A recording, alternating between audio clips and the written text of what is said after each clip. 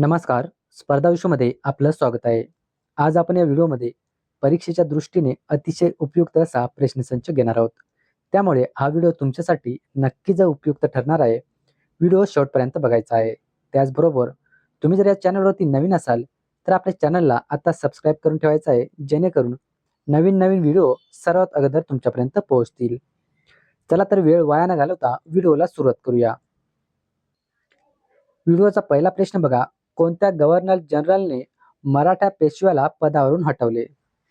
तर या प्रश्नाचं योग्य उत्तर असणार आहे ऑप्शन क्रमांक 1, लॉर्ड हेस्टिंग्ज.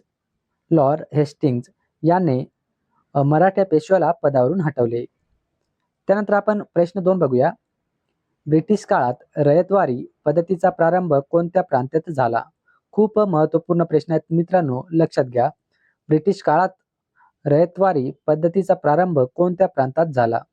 तर या प्रश्नाचे योग्य उत्तर असणार आहे ऑप्शन क्रमांक बी बघा, मद्रास आणि मुंबई. ऑप्शन क्रमांक बी या प्रश्नाचे योग्य उत्तर आहे. त्यानंतर प्रश्न 3 बघा. सतीबंदी कायदा 1829 ला कोणत्या गव्हर्नर जनरलने संमत केला? योग्य उत्तर असणार आहे ऑप्शन क्रमांक 3, विलियम बेंटिंक. विलियम बेंटिंक याने संमत केला. त्यानंतर प्रश्न 4 बघा. ब्रिटिशकालीन भारतात कायद्याची संहिता निर्माण करण्यासाठी प्रथम विधी समिती कोणाच्या अध्यक्षतेखाली स्थापन झाली? योग्य उत्तर असणार आहे बघा ऑप्शन क्रमांक 2, लॉर्ड मेकॉले. लॉर्ड मेकॉले हे योग्य उत्तर आहे. त्यानंतर पुढचा प्रश्न बघा. प्रश्न क्रमांक 5 आहे. व्हर्नाक्युलर प्रेस ऍक्ट कोणी अंमलात आणला? खूप महत्त्वाचा प्रश्न आहे मित्रांनो, लक्षात घ्या. व्हर्नाक्युलर प्रेस ऍक्ट कोणी अंमलात आणला? तर या प्रश्नाचे योग्य उत्तर असणार आहे ऑप्शन क्रमांक सी, लॉर्ड लिटन. ऑप्शन क्रमांक सी, लॉर्ड लिटन. त्यानंतर प्रश्न 6 बघूया. महाराष्ट्रात इंग्रजांविरुद्ध सशस्त्र लढा सर्वप्रथम कोणत्या क्रांतीवीराने दिला? बघा, महाराष्ट्रामध्ये इंग्रजांविरुद्ध बघा सशस्त्र लढा हा सर्वप्रथम कोणत्या क्रांतीवीराने दिला? तर या प्रश्नाचे योग्य उत्तर असणार आहे वासुदेव बळवंत फडके. ऑप्शन क्रमांक 3, वासुदेव बळवंत फडके.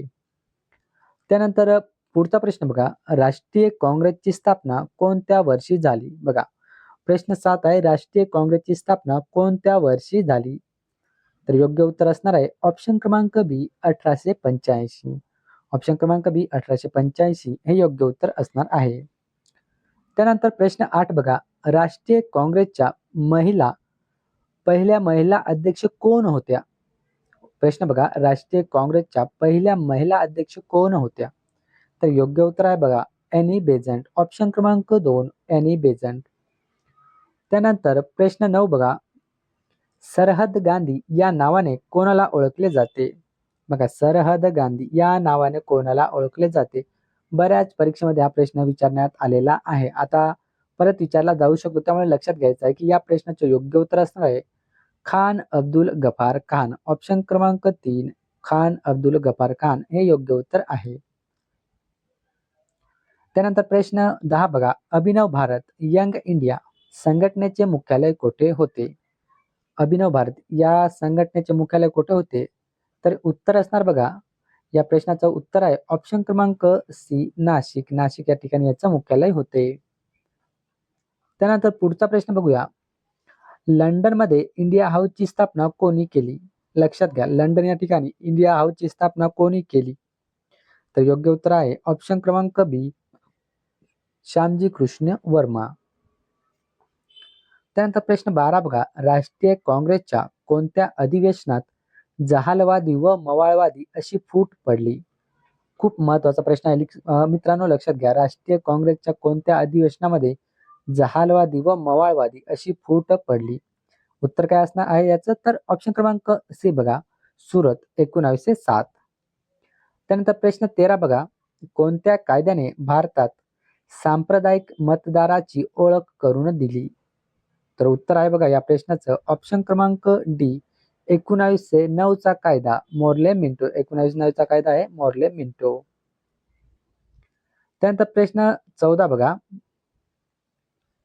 भारताच्या घटनात्मक विकासातील 1919 च्या सुधारणा कायद्याला काय म्हणतात? तर याला काय म्हणतात मित्रांनो, लक्षात घ्या, याला मॉन्टेग्यू चेम्सफर्ड कायदा. ऑप्शन क्रमांक बी मॉन्टेग्यू चेम्सफर्ड कायदा. त्यानंतर पुढील प्रश्न बघा. महात्मा गांधीजींच्या नेतृत्वाखाली शेतकऱ्यांनी 1918 मध्ये सारा बंदीची चळवळ कोणत्या जिल्ह्यात सुरू केली? प्रश्न 15 बघा. महात्मा गांधीजींच्या नेतृत्वाखाली बघा शेतकऱ्यांनी 1918 मध्ये साराबंदीची चळवळ कोणत्या जिल्ह्यात सुरू केली? तर उत्तर काय याचं? ऑप्शन क्रमांक बी खेडा. खेडा या जिल्ह्यात सुरू केली. त्यानंतर 16वा प्रश्न बघा. गिधाडांचे राज्य म्हणून कोणत्या गव्हर्नर जनरलच्या कारकिर्दीचे वर्णन केले जाते? तर योग्य उत्तर आहे या प्रश्नाचं ऑप्शन क्रमांक सी लॉर्ड लिटन. काय म्हणून? गिधाडांचे राज्य म्हणून. त्यानंतर प्रश्न 17 बघा. महात्मा गांधीजींनी केलेला सत्याग्रहाचा पहिला प्रयोग कोणता? तर कोणता प्रयोग केला त्यांनी पहिल्यांदा? चंपारण्य सत्याग्रह. ऑप्शन क्रमांक 1. आणि चंपारण्य सत्याग्रह कधी झाला याचं उत्तर तुम्ही मला कमेंट बॉक्समध्ये सांगायचं आहे. त्यानंतर पुढचा प्रश्न बघूया. प्रश्न 18 आहे. चंपारण्यामधील शेतकऱ्यांचा लढा कशाशी संबंधित होता? हा प्रश्न रिपीट होत आलेला आहे. लक्षात घ्या. चंपारण्यामधील शेतकऱ्यांचा लढा हा कशाशी संबंधित होता? तर हा निळीशी संबंधित होता. ऑप्शन क्रमांक सी बघा निळ. त्यानंतर 19वा प्रश्न बघा. जालियनवाला बाग हत्याकांडाचा निषेध म्हणून रवींद्रनाथ टागोर यांनी कोणत्या किताबाचा त्याग केला? तर या प्रश्नाचं योग्य आहे सर. सर या किताबाचा त्याग त्यांनी केलेला होता. त्यानंतर प्रश्न 20 बघा. 1919च्या जालियनवाला बाग हत्याकांडाची चौकशी कोणत्या कमिशनने केली? खूप महत्वाचा प्रश्न आहे मित्रांनो. या प्रश्नाचं उत्तर तुम्हाला सर्वांना यायला पाहिजे. तर योग्य उत्तर असणार आहे ऑप्शन क्रमांक बी हंटर कमिशन. प्रश्न 21 बघा. असहकार चळवळ स्थगित करण्यास कारणीभूत ठरलेले चौरी चौरा हे ठिकाण कोणत्या राज्यात आहे? चौरी चौरा हे जे ठिकाण आहे हे कोणत्या राज्यामध्ये आहे? तर हे बघा उत्तर प्रदेश या राज्यामध्ये आहे. त्यानंतर प्रश्न 22 बघा. मुळशी सत्याग्रहाचे नेतृत्व कोणी केले? मुळशी सत्याग्रह कधी झाला हे सुद्धा मला कमेंट बॉक्समध्ये सांगा. आणि याचे नेतृत्व कोणी केले? तर या प्रश्नाचे योग्य उत्तर आहे बघा सेनापती बापट. सेनापती बापट यांनी मुळशी सत्याग्रहाचे नेतृत्व केले होते. त्यानंतर सायमन कमिशन भारतात कधी आले? प्रश्न 23 काय आहे? तर सायमन कमिशन भारतामध्ये कधी आले? योग्य उत्तर असणार आहे ऑप्शन क्रमांक बी 1928. 1928 हे योग्य उत्तर आहे. त्यानंतर प्रश्न 24 बघा.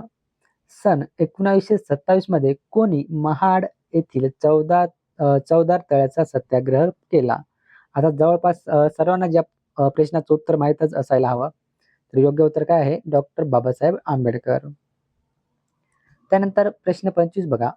भूदान चळवळीचे जनक म्हणून कोणाला ओळखले जाते? तर भूदान चळवळीचे जनक हे आचार्य विनोबा भावे यांना ओळखले जाते.